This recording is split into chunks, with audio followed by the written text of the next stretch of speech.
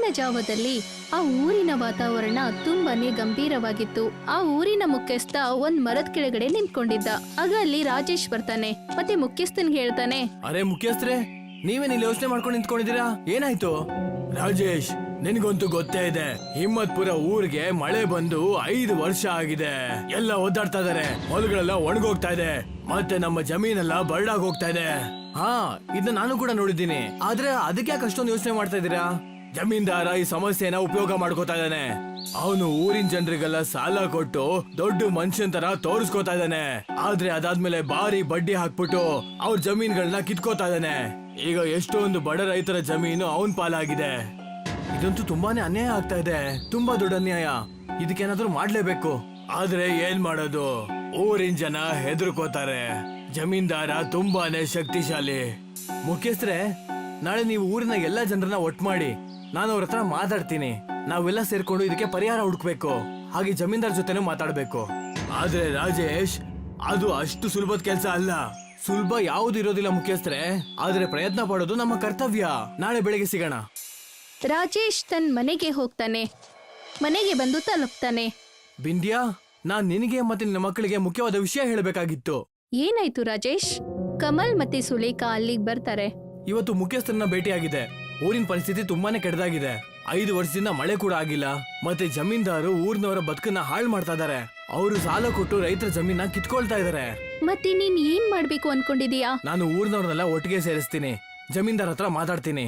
ಮತ್ತೆ ಅವರು ಈ ತರ ಅನ್ಯಾಯ ಯಾವತ್ತೂ ಮಾಡಬಾರ್ದು. ನಿನಗ್ ಗೊತ್ತಲ್ವಾ ಜಮೀನ್ದಾರ್ ಎಷ್ಟೊಂದು ಡೇಂಜರ್ ಅಂತ? ಅವರನ್ನ ಎದುರು ಹಾಕೊಳ್ಳೋದು ಒಳ್ಳೇದಲ್ಲ. ಅಪ್ಪಾಜಿ, ಅಮ್ಮ ಸರಿಯಾಗಿ ಹೇಳ್ತಾ ಇದಾರೆ. ಜಮೀನ್ದಾರ್ ಅವ್ರ ಕಡೆಯವರು ತುಂಬಾ ಶಕ್ತಿಶಾಲಿಗಳು. ಅವ್ರು ಏನ್ ಬೇಕಾದ್ರೂ ಮಾಡ್ಬೋದು. ಕಮಲ್, ಹೆದರ್ಕೊಂಡ್ರೆ ಏನು ಪ್ರಯೋಜನ ಇಲ್ಲ. ನಾವು ಸರಿಯಾದ ದಾರಿಲಿ ಹೋಗ್ತಾ ಇದೀವಿ ಅನ್ಸಿದ್ರೆ ಸಾಕು. ನಾವು ನಮ್ ಕರ್ತವ್ಯನ ನಿಭಾಯಿಸ್ಬೇಕು. ಕಣ್ಮುಂದೆ ಅನ್ಯಾಯ ನಡುವಾಗ ಸುಮ್ನೆ ಇದ್ರೆ ತುಂಬಾ ದೊಡ್ಡ ಅಪರಾಧ ಆಗುತ್ತೆ. ನಾವು ಧೈರ್ಯ ತೋರಿಸ್ಲೇಬೇಕು. ಅವನು ಜಮೀನ್ದಾರ್ ಅಂತಾರ ಕೆಟ್ಟ ವ್ಯಕ್ತಿ ಆದ್ರೆ ಏನಾಯ್ತು? ಅಪ್ಪ, ಅವರೆಲ್ಲ ಹೆದರ್ಕೊಂಡು ನಿಮ್ ಜೊತೆ ಕೊಡ್ಲಿಲ್ಲ ಅಂದ್ರೆ ಆಗ ಏನ್ ಮಾಡೋದು? ಆಗ್ಲೂ ಕೂಡ ನಾನು ಹೋರಾಡ್ತೀನಿ. ನೆನ್ಪಲ್ಲಿರ್ಲಿ, ನಮ್ಮ ಉದ್ದೇಶ ಯಾವತ್ತೂ ಸರಿ ಇದ್ರೆ ಸಾಕು. ಯಾವುದೇ ಶಕ್ತಿ ಕೂಡ ನಮ್ಮನ್ನ ತಡೆಯೋದಕ್ಕೆ ಸಾಧ್ಯ ಇಲ್ಲ. ಬಿಂದಿಯಾ ಸುಮ್ನೆ ಆಗ್ತಾಳೆ. ಆದ್ರೆ ಅವಳ ಮುಖದಲ್ಲಿ ಹೆದರಿಕೆ ಕಾಣಿಸ್ಕೊತಾ ಇರುತ್ತೆ. ಕಮಲ್ ಮತ್ತೆ ಸುಲೇಖಾ ತನ್ನ ತಂದೆಯ ದೃಢ ವಿಶ್ವಾಸವನ್ನ ನೋಡಿ ವಿಚಾರ ಮಾಡ್ತಾ ನಿಲ್ತಾರೆ. ನಾಳೆಯಿಂದ ಊರು ಬದಲಾಗುತ್ತೆ. ಇನ್ನೂ ಕೂಡ ಅನ್ಯಾಯ ತಡ್ಕೊಂಡ್ರೆ ತಪ್ಪಾಗುತ್ತೆ. ರಾಜೇಶ್ ಗಂಭೀರವಾಗಿ ತನ್ನ ಕೋಣೆಗೆ ಹೋಗ್ತಾನೆ. ಊರಿನ ಜನರೆಲ್ಲ ಒಂದ್ ಮರದ ಕೆಳಗಡೆ ಸೇರ್ತಾರೆ. ರಾಜೇಶ್ ಮಧ್ಯದಲ್ಲಿ ನಿಂತಿದ್ದ. ಪಕ್ಕದಲ್ಲಿ ಮುಖ್ಯಸ್ಥರು ನಿಂತಿದ್ರು. ಅಣ್ಣಂದಿರೆ, ಅಕ್ಕಂದಿರೆ, ನನಗೆ ಗೊತ್ತಿದೆ ನೀವೆಲ್ಲ ತುಂಬಾ ಕಷ್ಟದಿಂದ ಜೀವನ ಸಾಗಿಸ್ತಿದ್ದೀರಾ ಅಂತ. ಮಳೆ ಆಗ್ತಾ ಇಲ್ಲ, ಭೂಮಿ ಎಲ್ಲ ಬಂಜರ್ ಆಗ್ತಾ ಇದೆ. ಆದ್ರೆ ಇದರ ಅರ್ಥ ಇದಲ್ಲ. ನಾವು ನಮ್ಮ ಜಮೀನ ಜಮೀನ್ದಾರ ಕೊಡಬಾರ್ದು. ಜಮೀನು ನಮ್ಮ ಆತ್ಮ, ನಮ್ಮ ಪೂರ್ವಜರ ಸ್ವತ್ತು. ಇದನ್ನ ಉಳಿಸ್ಕೊಳ್ಳೋದು ನಮ್ಮ ಜವಾಬ್ದಾರಿ ಆಗಿದೆ. ರಾಜೇಶ್, ಜಮೀನ್ದಾರ ಜೊತೆ ಹೋರಾಡೋದು ಅಷ್ಟೊಂದು ಸುಲಭ ಅಲ್ಲ. ಅವರು ತುಂಬಾನೇ ಶಕ್ತಿಶಾಲಿ. ಶಕ್ತಿ ಕೇವಲ ದೇಹದಲ್ಲಿ ಇರಲ್ಲ ಗೆಳೆಯರೇ. ನಿಜವಾದ ಶಕ್ತಿ ನಮ್ಮ ಉದ್ದೇಶ ಮತ್ತೆ ನಮ್ಮ ವಿಶ್ವಾಸ ಆಗಿರುತ್ತೆ. ನಾವೆಲ್ಲ ಒಂದಾದ್ರೆ ಯಾರು ಕೂಡ ನಮ್ಮನ್ನ ಸೋಲಿಸೋದಕ್ಕೆ ಸಾಧ್ಯ ಇಲ್ಲ. ರಾಜೇಶ್ ಸರಿಯಾಗಿ ಹೇಳ್ತಾ ಇದ್ದಾನೆ. ನಾವು ನಮ್ಮ ಜಮೀನು ಮತ್ತೆ ನಮ್ಮ ಅಧಿಕಾರನ ಕಳ್ಕೊಳ್ಳೋದಕ್ಕೆ ಯಾವತ್ತೂ ಹೋಗ್ಬಾರ್ದು. ಒಂದ್ ವೇಳೆ ಅವ್ರು ನಮ್ಮ ಮೇಲೆ ದಾಳಿ ಮಾಡ್ಬಿಟ್ರೆ ನಾವು ಕೂಡ ಎದೆ ಕೊಟ್ಟು ಹೋರಾಡೋಣ. ಹೆದರ್ಕೊಂಡು ಸಾಯೋ ಬದಲು ಧೈರ್ಯದಿಂದ ಸಾಯೋದು ಒಳ್ಳೇದು. ಆದ್ರೆ ವಿಶ್ವಾಸ ಇರ್ಲಿ, ನಾವೆಲ್ಲ ಒಂದಾದ್ರೆ ಗೆಲುವು ನಮ್ದೇ. ಊರಿನ ಜನರೆಲ್ಲ ನಿಧಾನವಾಗಿ ಒಪ್ಕೋತಾರೆ. ಸ್ವಲ್ಪ ಜನ ರಾಜೇಶ್ ಸಾಹಸವನ್ನ ನೋಡಿ ಅವನ್ ಜೊತೆ ನಿಲ್ಲಕ್ಕೆ ಒಪ್ಕೋತಾರೆ. ಜಮೀನ್ದಾರ್ ಕೆಲಸಗಾರನಾದ ಅನುಜ್ ಜೋರಾಗಿ ಓಡ್ಕೊಂಡು ಜಮೀನ್ದಾರ್ ಹತ್ರ ಬರ್ತಾನೆ. ಊರಲ್ಲಿ ರಾಜೇಶು ನಿಮ್ ವಿರೋಧವಾಗಿ ಜನರನ್ನೆಲ್ಲ ಒಟ್ಟು ಮಾಡ್ತಾ ಇದ್ದಾನೆ. ಜಮೀನ್ದಾರೆ, ಏನಂದೆ?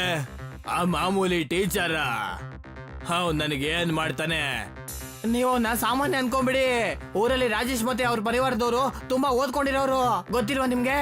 ಅವನು ರೈತ ಅಷ್ಟೇ ಅಲ್ಲ, ಜೊತೆಗೆ ಅವನು ಸರ್ಕಾರಿ ಶಾಲೆಯ ಶಿಕ್ಷಕ ಕೂಡ. ಸರ್ಕಾರಿ ಶಾಲೆನಾ? ಅಲ್ಲಿಗೆ ಕಷ್ಟಪಟ್ಟು 3-4 ಜನ ಹೋಗ್ಬೋದು ಅಷ್ಟೇ. ರಾಜೇಶ್ ಊರಿನ ಜನನೆಲ್ಲ ಒಟ್ಟು ಸೇರಿಸ್ತಾ ಇದ್ದಾನೆ. ಒಂದ್ ವೇಳೆ ಹೀಗೆ ಆದ್ರೆ ನಿಮ್ಗೆ ತೊಂದರೆ ಆಗತ್ತೆ. ಜಮೀನ್ದಾರೇ, ಸುಲಭ ಅನ್ಕೋಬಿಡಿ ಅವನ್ನ. ಜಮೀನ್ದಾರ್ ಯೋಚನೆ ಮಾಡೋಕೆ ಶುರು ಮಾಡ್ತಾನೆ. ನಿನಗ್ ನೆನಪಿದ್ಯಾ ಅನುಜ್? ಎಷ್ಟೋ ವರ್ಷಗಳ ಹಿಂದೆ ರಾಜೇಶ್ ಅವರ ಅಪ್ಪ ನನ್ನ ಹತ್ರ ಸಾಲ ತಗೊಂಡಿದ್ದ. ನಾನೊಂದು ಖಾಲಿ ಪೇಪರ್ ಮೇಲೆ ಅವನ ಹತ್ರ ಹೆಬ್ಬೆಟ್ ಹಾಕಿಸ್ಕೊಂಡಿದ್ದೆ. ಹಾ ಯಜಮಾನ್ರೆ, ಆದ್ರೆ ರಾಜೇಶ್ ಸಾಲ ಎಲ್ಲ ತೀರಿಸಿದ್ನಲ್ಲ. ಹೌದು, ಆದ್ರೆ ಅವನಿಗೆ ಗೊತ್ತಿಲ್ಲ ಆ ಖಾಲಿ ಪೇಪರು ಇನ್ನು ನನ್ನ ಹತ್ರನೇ ಇದೆ ಅಂತ. ಆ ಖಾಲಿ ಪೇಪರ್ ಇಂದ ಅವನ್ ಜಮೀನು ಮತ್ತೆ ಮನೆ ನಾನೇ ಕಿತ್ಕೊಂಡ್ಬಿಡ್ತೀನಿ. ಬೆಳಿಗ್ಗೆ ಹೊತ್ತಲ್ಲಿ ಜಮೀನ್ದಾರ್ ಮತ್ತೆ ಅವನ ವ್ಯಕ್ತಿಗಳು ಸೇರಿ ಅಲ್ಲಿಗೆ ಬರ್ತಾರೆ. ರಾಜೇಶ್, ಆಚೆ ಬಾ, ಇವತ್ತು ನಿನ್ನ ಭವಿಷ್ಯನ ನಾನ್ ನಿರ್ಧಾರ ಮಾಡ್ತೀನಿ. ರಾಜೇಶ್ ಹೊರಗ್ ಬರ್ತಾನೆ. ಬಿಂದಿಯಾ ಮತ್ತೆ ಮಕ್ಕಳು ಹೆದರ್ಕೊಂಡು ಆಚೆ ಬರ್ತಾರೆ. ಇದನ್ ತಮಾಷೆನಾ? ನೀವ್ ಯಾಕೆ ಇಲ್ಲಿ ಬಂದಿರೋದು? ಇಲ್ಲಿ ನೋಡು ರಾಜೇಶ್, ನಿಮ್ಮ ತಂದೆ ಅವರು ಈ ಕಾಗದದ ಮೇಲೆ ಹೆಬ್ಬೆಟ್ ಹಾಕಿದ್ರು. ಈ ಕಾಗದದ ಪ್ರಕಾರ ನೀನ್ ಈ ಮನೆ ಮತ್ತೆ ಹೊಲ ನನಗ್ ಸೇರಿರೋದು. ಈ ಸುಳ್ಳು. ನಾನ್ ನಮ್ ತಂದೆ ಮಾಡಿರೋಂತ ಸಾಲನೆಲ್ಲ ತೀರಿಸಿದ್ದೀನಿ. ಆಗಿರ್ಬೋದು, ಆದ್ರೆ ನಿಮ್ ತಂದೆಯವರು ಈ ಖಾಲಿ ಪೇಪರ್ ನನ್ನ ಹತ್ರನೇ ಬಿಟ್ಟು ಹೋಗಿದಾರಲ್ಲ, ಹಾಗಾಗಿ ಈ ಕಾಗದ ಇರೋದ್ರಿಂದ ಕಾನೂನ್ ಪ್ರಕಾರ ನನ್ಗೆ ಗೆಲುವಾಗುತ್ತೆ. ನೀವು ಮಾಡ್ತಿರೋದು ಅನ್ಯಾಯ. ನೀವು ಈ ತರ ಮಾಡ್ಬಾರ್ದು. ಅನ್ಯಾಯನ? ಕಾನೂನು ನನ್ನ ಕೈಯಲ್ಲಿರೋದು. ನೀವೆಲ್ಲ ಈ ಊರಿಂದ ಹೋಗ್ತಾ ಇರಿ, ಇಲ್ಲ ಅಂದ್ರೆ ಇದ್ರ ಪರಿಣಾಮ ನೆಟ್ಟಿಗಿರಲ್ಲ. ಜಮೀನ್ದಾರ್ ಮತ್ತೆ ಅವನ್ ಜೊತೆ ಬಂದ ವ್ಯಕ್ತಿಗಳು ರಾಜೇಶ್ ಮತ್ತೆ ಬಿಂದಿಯಾನ ಮನೆಯಿಂದ ಆಚೆ ಹಾಕ್ತಾರೆ. ಸುಲೇಖಾ ಮತ್ತೆ ಕಮಲ್ ಇದನ್ನೆಲ್ಲ ನೋಡಿ ಅಳೋಕೆ ಶುರು ಮಾಡ್ತಾರೆ. ಇವತ್ತು ನಮ್ಮ ಮನೆ ನಮ್ ಕೈಯಿಂದ ತಪ್ಪೋಗಿದೆ, ಆದ್ರೆ ನಮ್ಮ ಧೈರ್ಯ ಮತ್ತೆ ಉದ್ದೇಶ ಯಾವತ್ತೂ ಮರಿಬಾರ್ದು. ನಾನು ಈ ಅನ್ಯಾಯಕ್ಕೆ ಸೇಡನ್ನ ತೀರ್ಸ್ಕೋತೀನಿ, ಖಂಡಿತವಾಗ್ಲು. ರಾಜೇಶ್, ಬಿಂದಿಯಾ, ಕಮಲ್, ಸುಲೇಖಾ ಕಾಡಿನ ದಾರಿಯಲ್ಲಿ ಸಿಟಿಗೆ ಹೋಗ್ತಾ ಇದ್ರು. ಬಿಂದಿಯಾ ಅಚಾನಕ್ ಆಗಿ ಮೂರ್ಛೆ ಹೋಗಿ ಬಿದ್ಬಿಡ್ತಾಳೆ. ಅಮ್ಮ, ಏನಾಯ್ತು ನಿಮ್ಗೆ? ಬಿಂದ್ಯಾ, ಕಣ್ತೆಗಿ ಬಿಂದ್ಯಾ. ಆದ್ರೆ ಬಿಂದಿಯಾ ಯಾವುದೇ ಉತ್ತರ ಕೊಡಲ್ಲ. ರಾಜೇಶ್ಗೆ ಅರ್ಥ ಆಗಿರುತ್ತೆ ಬಿಂದಿಯಾ ಸತ್ತು ಹೋಗಿದ್ದಾಳೆ ಅಂತ. ಆಗ ಅವನು ಅಳೋದಕ್ಕೆ ಶುರು ಮಾಡ್ತಾನೆ. ಅಯ್ಯೋ ದೇವ್ರೆ, ನನ್ನ ಸತ್ಯಕ್ಕೆ ನನ್ನ ಹೆಂಡತಿನೇ ಕಿಟ್ಕೊಂಡ್ಬಿಟ್ಯಾ, ನನಗೆ ಏನ್ ಮಾಡ್ಲಿ? ರಾಜೇಶ್ ಕೂಡ ಅಲ್ಲೇ ಸತ್ತೋಗ್ಬಿಡ್ತಾನೆ. ಅಣ್ಣ, ಅಪ್ಪ ಅಮ್ಮ ನಮ್ ಬಿಟ್ಟು ಹೋಗ್ಬಿಟ್ರ, ಈಗ ನಾವ್ ಏನ್ ಮಾಡೋದು? ನಮ್ಮಿಬ್ರ ಹತ್ರ ಕಳ್ಕೊಳ್ಳೋದಕ್ಕೆ ಅಂತ ಈಗ ಏನು ಕೂಡ ಉಳ್ದಿಲ್ಲ. ಕಮಲ್ ತನ್ನ ತಂದೆ ತಾಯಿ ಅಂತಿಮ ಸಂಸ್ಕಾರನ್ನ ಅಲ್ಲೇ ಮಾಡ್ತಾನೆ. ಅವರಿಬ್ರು ಹೊಟ್ಟೆ ಹಸುವಿಂದ ಕಾಡಲ್ಲೇ ಸುತ್ತಾಡ್ತಾ ಇರ್ತಾರೆ. 4 ಕಡೆ ಬಂಜರ ಭೂಮಿ ಇತ್ತು. ಸುಲೇಖಾ, ಈಗ ನಮ್ಮ ಹತ್ರ ಏನ್ ತಾನೇ ಉಳ್ದಿದೆ? ನಮ್ಮ ಮನೆ, ನಮ್ಮ ಹೊಲ. ಈಗ ಅಪ್ಪ ಅಮ್ಮ ಕೂಡ ನಮ್ಮನ್ನ ಬಿಟ್ಟು ಹೊರಟೋಗ್ಬಿಟ್ರು. ಈಗ ಈ ಪ್ರಪಂಚದಲ್ಲಿ ನಮ್ಗೆ ಅಂತ ಯಾರು ಕೂಡ ಇಲ್ಲ. ನಾವಿಬ್ರು ಸಿಟಿಗೆ ಹೋಗೋಣ, ಮತ್ ಯಾವತ್ತೂ ಕೂಡ ಈ ಊರಿಗೆ ವಾಪಸ್ ಬರೋದೇ ಬೇಡ, ಯಾವತ್ತೂ ಬೇಡ. ಸುಲೇಖಾ ಉತ್ತರ ಕೊಡೋ ಅಷ್ಟ್ರಲ್ಲೇ ಕಮಲ್ ಅಚಾನಕ್ ಆಗಿ ಏನೋ ನೋಡ್ತಾನೆ. ಸುಲೇಖಾ, ಅಲ್ಲಿ ನೋಡು, ಆ ಕಲ್ಲು ಹೇಗ ಅನಿಸ್ತಾ ಇದೆ ಅಂದ್ರೆ ಅದು ಕುಣಿತಾ ಇದೆ ಅಂತ. ಸುಲೇಖಾ ಆಶ್ಚರ್ಯದಿಂದ ನೋಡ್ತಾಳೆ. ಅಚಾನಕ್ ಆಗಿ ಒಂದ್ ಕಲ್ಲು ಗಾಳಿಯಲ್ಲಿ ತೇಲ್ತಾ ಇರುತ್ತೆ. 4 ಕಡೆ ಒಣಗಿರೋ ಮರಗಳು ಮತ್ತೆ ಯಾರು ಇಲ್ದೇ ಇರೋ ಕಾಡಲ್ಲಿ ಇದು ತುಂಬಾನೇ ಭಯಾನಕವಾಗಿತ್ತು. ಅಣ್ಣ, ಈ ಬಂಜರು ಭೂಮಿಯಲ್ಲಿ ಬೆಳೆಯೋದಲ್ದೆ ಈ ಕಲ್ಲು ಹೇಗ್ ಕುಣಿತಾ ಇದೆ? ಇದು ತುಂಬಾ ವಿಚಿತ್ರ ಅಲ್ವಾ? ಆಗ ಅಲ್ಲಿ ಒಬ್ಬ ಸಾಧು ಪ್ರತ್ಯಕ್ಷ ಆಗ್ತಾರೆ. ನೀವು ಈ ಕಲ್ಲಿಂದ ಕಲ್ತ್ಕೋಬೇಕು.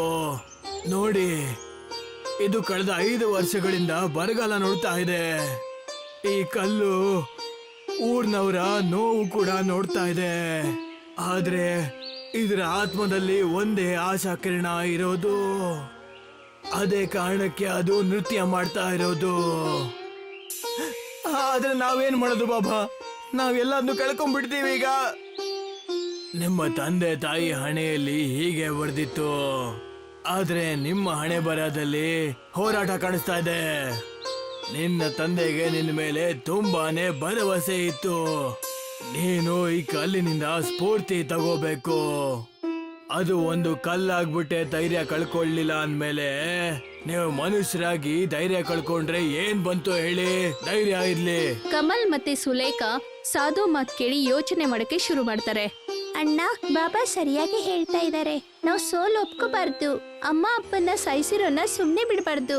ಊರಿನ ಜನರ ಹಕ್ಕನ್ನ ನಾವು ವಾಪಸ್ ಕೊಡ್ಬೇಕು. ಹಾ ಸುಲೇಖಾ, ನಾನು ಹೋರಾಡ್ತೀನಿ. ಜಮೀನ್ದಾರ ನಮ್ಮಿಂದ ಏನೆಲ್ಲ ಕಿತ್ಕೊಂಡು ಅದೆಲ್ಲ ವಾಪಸ್ ತಗೋತೀನಿ. ಇದನ್ ಮಾತು.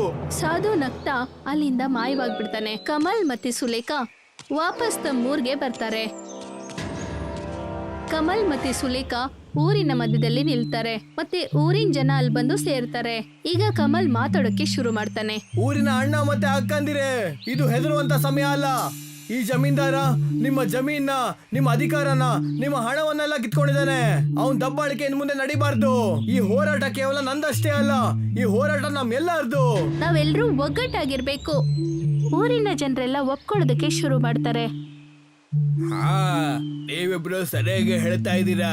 ಒಂದ್ ವೇಳೆ ನಾವ್ ಇವತ್ ನಿಂತು ಹೋರಾಟ ಮಾಡ್ಲಿಲ್ಲ ಅಂದ್ರೆ ನಮ್ ಮುಂದಿನ ಪೀಳಿಗೆ ಕೂಡ ಇದನ್ನೇ ಅನ್ಭವಿಸ್ಬೇಕಾಗತ್ತೆ. ನಾನು ನಿಮ್ ಜೊತೆ ಇದ್ದೀನಿ. ಕಮಲ್ ಸುಲೇಖಾ ಜಮೀನ್ದಾರ್ ಮನೆಗೆ ಹೋಗ್ತಾರೆ. ಮನೆ ಮುಂದೆ ಅನೂಜ್ ಮತ್ತೆ ಅವನ್ ಗುಂಡಗಳು ನಿಂತಿರ್ತಾರೆ. ಅನೂಜ್ ಅವರನ್ನೆಲ್ಲ ತಡಿತಾನೆ. ನಿಂತ್ಕೊಳ್ಳಿ. ಒಂದ್ ವೇಳೆ ಯಾರಾದ್ರೂ ಬಂಗ್ಲೆಯಲ್ಲಿ ಕಾಲಿಟ್ರೆ ತುಂಬಾ ತೊಂದರೆ ಆಗತ್ತೆ ನೋಡ್ತಾರೆ. ಅನೂಜ್, ನಿಮ್ ಊರಿನ ಜನರದ್ದು ತುಂಬಾ ಜಾಸ್ತಿ ಆಗ್ತಾ ಇದೆ. ನಿನ್ನ ಧಮ್ಕಿಯಿಂದ ಯಾರು ಕೂಡ ಹೆದರ್ಕೊಳ್ಳೋದಿಲ್ಲ. ಊರಿನ ಜನರು ಅನೂಜನ್ನ ತಳ್ಬಿಡ್ತಾರೆ. ಮನೆ ಒಳಗಡೆ ಹೋಗ್ತಾರೆ. ಜಮೀನ್ದಾರ ಊರಿನ ಜನರನ್ನ ನೋಡಿ ಆಶ್ಚರ್ಯ ಆಗ್ತಾನೆ. ಇದೇನ್ ಮಾಡ್ತಾ ಇದೀರಾ? ನಾನು ಯಾರು ಅಂತ ನಿಮ್ಗೆಲ್ಲ ಗೊತ್ತಿಲ್ವಾ? ಹಾ, ನಮಗ್ ಗೊತ್ತು. ನೀನು ನಮ್ಮಮ್ಮ ಅಪ್ಪನ್ನ ಕೊಂದಿದೀಯಾ, ನಮ್ ಮನೆ ಮತ್ತೆ ಹೊಲನ ಕಿತ್ಕೊಂಡಿದೀಯಾ. ಈಗ ನಿನ್ ಸಮಯ ಮುಗಿತಾ ಬಂತು. ಊರಿನ ಜನರೆಲ್ಲ ಜಮೀನ್ದಾರನ್ನ ಹಿಡ್ಕೊಳ್ತಾರೆ. ಕಮಲ್ ಊರಿನ ಜನರಿಗೆಲ್ಲ ಜಮೀನ್ದಾರ್ ಕೊಟ್ಟ ಕಾಗ್ದಾನ ತೋರಿಸ್ತಾನೆ. ಮತ್ತೆ ಹೇಳ್ತಾನೆ, ಕೋರ್ಟ್ ಅಲ್ಲಿ ಜಮೀನ್ದಾರ್ನ ವಿರುದ್ಧವಾಗಿ ಈ ಸಾಕ್ಷಿನ ಇಡ್ಬೋದು ಅಂತ. ಜಮೀನ್ದಾರ ಹೆದರ್ಕೊಳ್ತಾನೆ. ನಾನ್ ಏನೆಲ್ಲ ಮಾಡಿದ್ನು ಅದನ್ನ ದುರಾಸೆಯಿಂದ ಮಾಡಿದ್ದು. ನಾವು ನಿನ್ನ ಯಾವತ್ತೂ ಕ್ಷಮಿಸೋದಿಲ್ಲ. ನೀನ್ ಮಾಡಿರುವಂತ ತಪ್ಪಿಗೆ ನಿನಗೆ ಕಾನೂನಿನ ಶಿಕ್ಷೆ ಕೊಡುತ್ತೆ. ಊರಿನ ಜನರೆಲ್ಲ ಸೇರಿ ಜಮೀನ್ದಾರನ್ನ ಜೈಲ್ಗೆ ಹಾಕ್ತಾರೆ. ಜಮೀನ್ದಾರನ ಮನೆ ಆಸ್ತಿ ಊರಿನ ಜನರಿಗೆ ವಾಪಸ್ ಕೊಡ್ತಾರೆ. ಮಾರನೆಯ ದಿನ ಕಮಲ್ ತನ್ನ ತಂಗಿಗೆ ಹೇಳ್ತಾನೆ, ನಾವು ಅವತ್ತು ಒಂದು ಕಲ್ಲಿಂದ ಕಲ್ತ್ಕೊಂಡ್ವಿ. ನಾವ್ ಯಾವತ್ತು ಕಷ್ಟ ಮೆಟ್ಟಿ ದೃಢವಾಗಿ ನಿಂತ್ಕೋತೀವೋ ಅಲ್ಲಿ ತನಕ ನಮ್ಮ ಉದ್ದೇಶ ಸಾಯೋದಿಲ್ಲ. ಆ ಕಲ್ಲು 5 ವರ್ಷದಿಂದ ಡ್ಯಾನ್ಸ್ ಮಾಡ್ತಾ ಇತ್ತು, ಅದು ಆ ಬಿಸಿಲಲ್ಲಿ. ಅದನ್ನ ನೋಡಿ ನಾವು ಕೂಡ ಸೋಲೊಪ್ಕೊಳ್ಳಿಲ್ಲ. ಇವತ್ ನಾವು ನಮ್ ತಂದೆ ತಾಯಿ ಹೆಸರನ್ನ ಬೆಳೆಸಿದೀವಿ, ಹಾಗೆ ಅವ್ರ ಜಮೀನು ಮತ್ತೆ ಅವ್ರ ಹೆಸರನ್ನ ಕೂಡ ನಾವ್ ಯಾವತ್ತು ನೆನಪಲ್ಲಿ ಇಟ್ಕೋಬೇಕು.